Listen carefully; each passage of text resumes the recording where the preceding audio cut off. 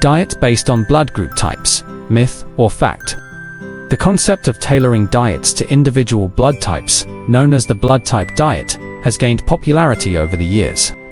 Dr. Peter Dodemo, a naturopathic physician, in his 1996 book, Eat Right for Your Type, suggested that each blood type, A, B, A, and O, has specific dietary needs based on ancestral eating patterns. In this video, we are neither endorsing nor rejecting any of the statements presented. Instead, our aim is to provide you with thought-provoking content designed to spark curiosity, challenge your perspectives, and encourage deeper reflection. This video serves as an invitation to engage with new ideas, question assumptions, and explore concepts that may expand your understanding or inspire meaningful conversations. Think of it as a starting point for intellectual exploration and critical thinking, rather than a definitive stance on any particular issue. What is the blood type diet? This diet suggests that the type of blood you have, A, B, or O, can influence how well your body digests food, absorbs nutrients, and maintains optimal health. The idea is that different blood types evolved in response to different ancestral diets, and by following specific guidelines, you can supposedly improve your health, digestion, and even weight management. Summary of diets based on blood type. First is the type O, that is considered the hunter-gatherer diet, and the oldest and most common type. This diet suggests that individuals with blood type O should consume meat as the main diet, reflecting the lifestyle of early hunters. This approach emphasizes consuming foods rich in protein, such as red meat and fish, alongside vegetables, fruits, nuts, and seeds, to support the health and energy needs of type O individuals. However, it's suggested to avoid dairy, grains, legumes, and processed foods, as these may not align well with their digestive system. Next one is type A, the agrarian diet. That suggests those with blood type A are advised to consume a vegetarian-based diet, according to the agrarian lifestyle of early farmers. This diet focuses on fresh fruits and vegetables, whole grains, legumes, and tofu to support optimal health. The emphasis is on avoiding meat, dairy, and processed foods, which are thought to be less compatible with type A's metabolism. Another type, B, is the nomadic diet. In this diet, consuming meats like lamb and turkey, dairy products, fruits, vegetables, and legumes are encouraged. These foods are said to suit their versatile digestive system.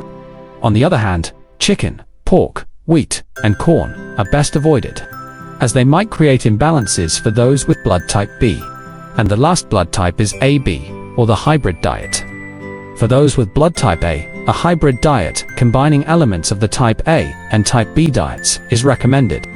This unique approach emphasizes moderate portions of meat, such as fish and turkey, along with dairy, fruits, vegetables, and legumes. However, it's suggested to steer clear of beef, chicken, processed meats, and corn, as these are considered less suitable for type AB individuals. This blended diet aims to meet their specific nutritional needs while leveraging the strengths of both A and B dietary patterns. Scientific scrutiny. What does research say? The question we need to ask is, does modern science support this evolutionary theory? Well, not exactly. There is no scientific evidence to support the idea that your blood type determines the ideal diet for you.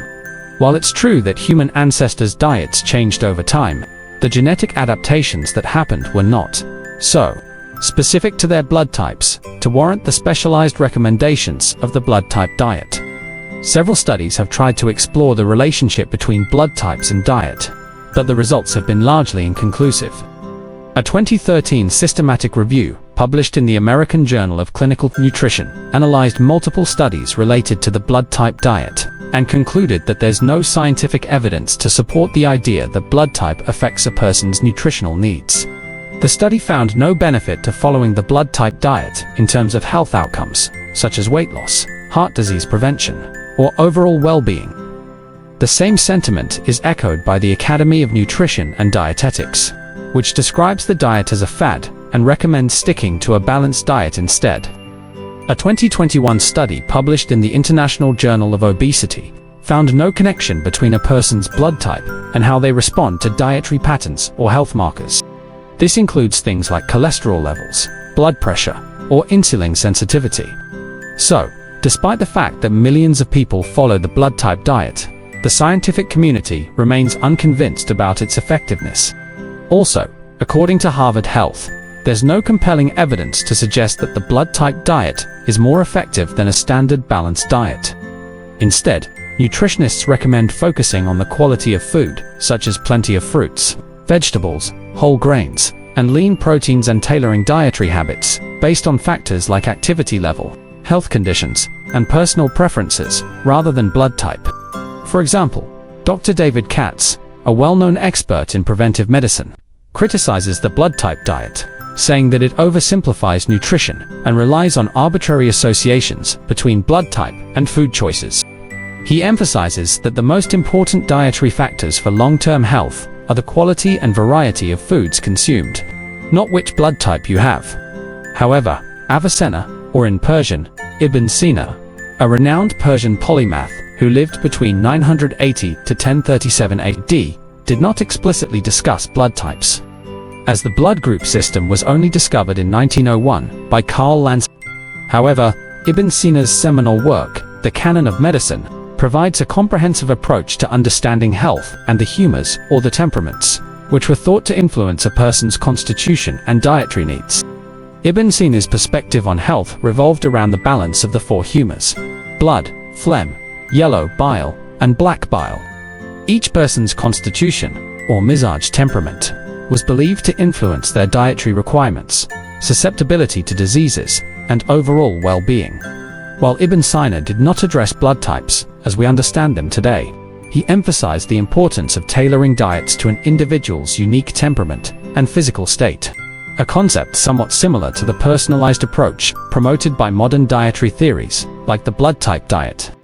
Ibn Sina related the concept of the four humours to diet in his medical teachings. In the Canon of Medicine, he emphasized the importance of balancing the humours blood, phlegm, yellow bile, and black bile to maintain health. Each humour was associated with specific qualities, and imbalances in these humours were thought to lead to illness.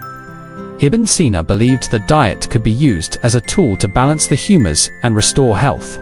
Here's a brief breakdown of how Ibn Sina connected food to the humours: blood, or dam, associated with warmth and moisture. Foods that were thought to increase or support the balance of blood included nutritious moist foods like fresh fruits, vegetables, and lean meats. Sweet foods were also considered good for nourishing blood. Phlegm, or balgam, linked to cold and moisture. To balance phlegm, Ibn Sina recommended foods that were warming and drying, such as spicy or hot foods, as well as more easily digestible meats, like chicken. Foods that would increase phlegm, like dairy or overly fatty foods, were generally to be avoided for those with an excess of this humour. Yellow bile, or saffro, connected with heat and dryness. Foods that could balance or reduce excess yellow bile were cooling and moist, such as fruits, vegetables, and liquids like water. Excessive spicy or greasy foods were avoided to prevent an overproduction of bile. Black bile, or soda, linked to cold and dryness. Foods that were moistening and warming, such as broths or fatty meats, were recommended to counteract the drying nature of black bile. Excessively dry or astringent foods like beans or certain grains could exacerbate an imbalance in black bile. Ibn Sina also believed that the qualities of food, hot, cold, moist, or dry, could be used to treat different conditions based on which humour was out of balance. He emphasized that diet should be personalized according to an individual's specific temperament or mizaj, which varied from person to person. Thus, while Ibn Sina did not use modern concepts like blood type in his dietary advice, his understanding of the body's constitution and the balance of temperaments offered a form of personalized nutrition based on the individual's health needs. Now you can compare Ibn Sina's philosophy about diets with Dr. Peter D'Adamo claims about blood type related diets. As we stated at the start, this video is meant to provoke thought and encourage meaningful discussions. I'd love to hear your thoughts about this content. Have you ever tried a diet based on blood types or something similar? If so, how was your experience? Did you notice any changes in your health or lifestyle? Your insights and stories are invaluable, and I encourage you to share them in the comments below so we can all learn from each other. If you found this video helpful or thought-provoking, Don't forget to subscribe to the channel for more content on diet, health, and wellness. Also, feel free to share this video with friends or family who might find it interesting, and hit the like button to let us know you enjoyed it. Thank you for watching, and I look forward to hearing your feedback and continuing the conversation in the comments.